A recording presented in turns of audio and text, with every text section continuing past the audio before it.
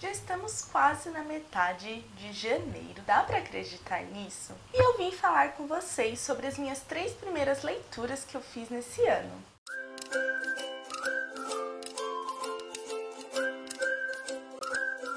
Decidi começar o ano lendo livros mais leves, mais descontraídos, né? E o primeiro que eu li já me conquistou logo de cara e já pensei, foi a melhor escolha de leitura, sem sombra de dúvidas. E eu estou falando de um livro jovem adulto que é Tweet Cute, que é um livro muito fofo. Aqui a gente conhece a história de 2 personagens, da Pepper, que é aquela personagem popular na escola, que sempre tira notas boas e tudo mais, e por trás ela lida com o Twitter e todas essas questões da lanchonete que sua mãe tem. Por outro lado, a gente conhece o Jack, que é aquele cara que quer sair da sombra do irmão por ter um irmão gêmeo, então todo mundo acaba confundindo e tudo mais, ele não consegue expor quem ele realmente é. E ele também trabalha com as redes sociais da lanchonete da família. Na verdade, ele tenta trabalhar, porque os pais dele, principalmente o pai, não é muito a favor das redes sociais, sabe? Mas ainda assim, né, ele faz o possível, dá o seu jeitinho. E aí, paralelo a tudo isso, existe um aplicativo na escola que tem ganhado muito o coração de todos os alunos, que é um aplicativo onde você é totalmente anônimo, você pode postar o que você desejar, você pode organizar grupos de estudos e tudo mais. E é um aplicativo que não existe a questão de bullying, não existe nada disso, as pessoas realmente sabem respeitar. Claro que existe um ou outro aluno, mas isso não é citado ao longo do livro, ele tem uma passagem bem rápida. E esse aplicativo, além de tudo ser anônimo, chega um momento que ele simplesmente revela quem a pessoa é. Então, no momento você tá lá toda anônima conversando com alguém, né, com nomes de animais, e aí do nada você é revelado e todo mundo sabe quem você realmente é. E esse aplicativo foi desenvolvido pelo próprio Jack, que se mantém totalmente anônimo e quietinho ali na dele. E ele, claro, conversa com uma pessoa da escola, e essa pessoa ele não sabe, mas é a Pepper. Na vida real, eles alfinetam um ao outro, tira aquele sarro da cara de um do outro, mas no mundo online, eles não sabem disso. E aí, quando a lanchonete da mãe da Pepper rouba a receita super famosa do queijo quente da lanchonete dos pais do Jack, eles começam a trocar inúmeras alfinetadas no Twitter. E aí, muita coisa começa a acontecer em paralelo à vida desses personagens e a gente vai se envolvendo cada vez mais com a trama. E eu posso dizer que eu amei o desenrolar dessa história. Eu amei a forma como a autora criou toda essa conexão com os personagens, a forma como em um momento a gente tá ali preso naquelas questões de narrativas do Twitter, aquelas alfinetadas. E aí temos as questões do aplicativo onde eles realmente desabafam sobre as realidades, mas que eles não sabem quem é quem, então eles acabam expondo seus reais sentimentos ali, sem detalhar muito, sabe? Mas isso acaba ficando bem perceptível ao longo dos capítulos.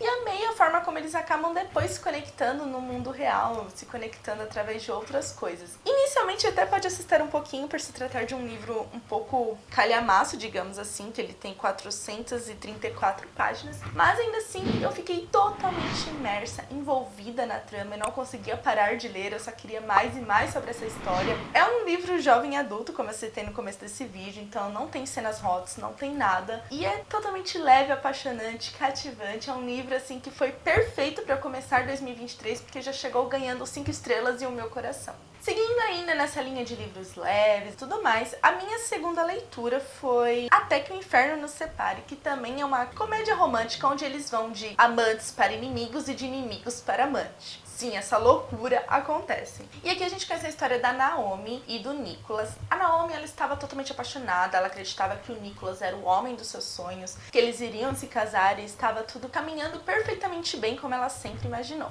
Só que aí, chegou um momento que ela ficou extremamente cansada dele, ela simplesmente não quer mais saber do Nicholas, não quer saber mais do casamento, e é isso. Só que pra ela desistir de tudo isso que tem acontecido, ela vai precisar bancar uma parte da festa, afinal eles estão há 3 meses, alguma coisa assim, de se casarem. Então, pra ela simplesmente largar tudo e bancar não rola. Então ela decide fazer o possível para que Nicholas perceba que ela não quer mais e eles acabem entrando num acordo ali e acabem se separando. E aí é quando ela pega uma deixa que ela percebe que o Nicholas tem se sentido da mesma forma que ela. Então ela vê a oportunidade perfeita de alfinetar e fazer diversas armadilhas e tudo mais para que eles acabem se separando. E aí eu percebi que o Nicholas também, claro, percebeu que isso estava acontecendo acontecendo e ele começa a pregar algumas peças nela também. E a história começa a desenrolar desse ponto em diante. Primeiro, eu gostei bastante dessa temática do livro, afinal a gente vê amantes para inimigos e de inimigos para amantes. Então, assim, acaba ficando uma história bem envolvente nesse quesito, que a gente acaba gostando de ver como tudo vai desenrolar, como eles vão criar essas barreiras para se casarem e tudo mais, como eles vão acabar se odiando, né, ao longo dos capítulos. Mas eu confesso que quando eles estão naquelas alfinetadas, estão realmente na parte de inimigos, não gostei tanto, acabou não me conquistando como eu esperava. Eu acredito muito que a forma como a Naomi pregou algumas peças acabou me deixando um pouco receosa do que iria acontecer, e eu acabei não me envolvendo na trama nesse ponto. Mas quando eles passam de inimigos para amantes, foi realmente maravilhoso. Eu amei como tudo desenrolou desse ponto em diante. Demorou um pouquinho, foi depois da metade do livro, mas eu gostei porque a gente percebe os sentimentos que há ali entre a Naomi e o Nicholas, como eles se conectam, como eles são companheiros e como eles precisavam desses acontecimentos para transformarem a vida do jeito que eles queriam. Porque em paralelo a gente vê a mãe do Nicholas muito envolvida no casamento, palpitando sempre, achando que o casamento é como se fosse dela. Então, quando eles entram nesse acordo de inimigos para amantes, é quando realmente tudo desenrola bem, tudo acontece, e eu acabei me envolvendo mais na leitura. Até que o Inferno nos Separe foi uma leitura boa, mas não cheguei a amar. Mas ainda assim eu recomendo para quem gosta dessa temática de inimigos, amantes e tudo mais. E a minha terceira leitura do ano foi um livro nacional que mescla entre o romance contemporâneo e o romance de época. E eu estou falando do livro A Caixa de Música. Aqui a gente conhece essa história, narrada em 2020, que é quando toda a pandemia começou, e a gente vê a Beatriz, uma mulher forte, totalmente empoderada, que luta pelos seus sonhos, desejos, objetivos, que não vê barreiras em debater com seu namorado quando ele acaba sendo bem ridículo com ela, né, pra não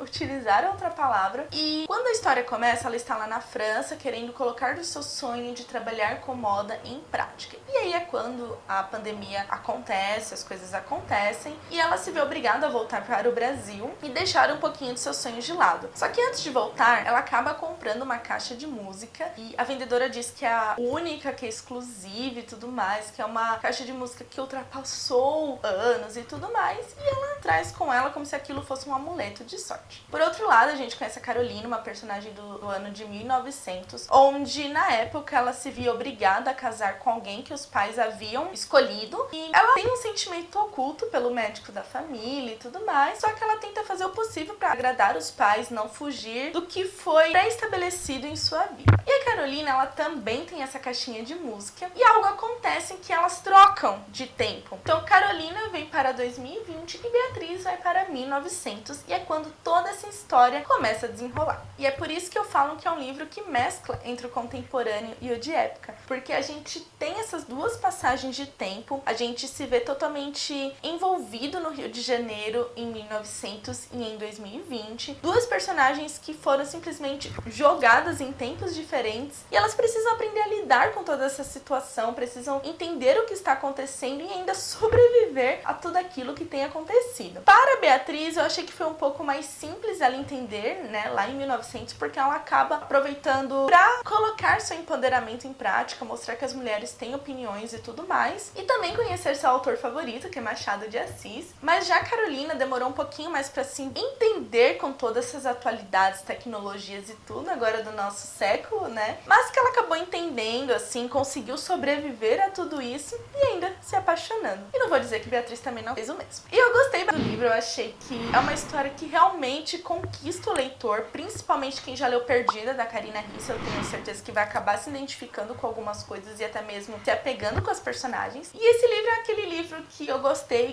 da escrita da autora, gostei de como as coisas aconteceram, mas eu também não cheguei a amar. Mas ainda assim é um livro que acabou me fisgando, acabou me prendendo, e eu gostei de ter conhecido essa história. Mas é isso, leitores. Espero que vocês tenham gostado de conhecer esses 3 livros que fizeram parte dessa minha primeira jornada de 2023. E o link de cada um deles está aqui na descrição desse vídeo. E por fim, não esqueça de deixar o seu like, se inscrever no canal e ativar o sininho para não perder nenhuma notificação. Nos vemos no próximo vídeo. Beijos!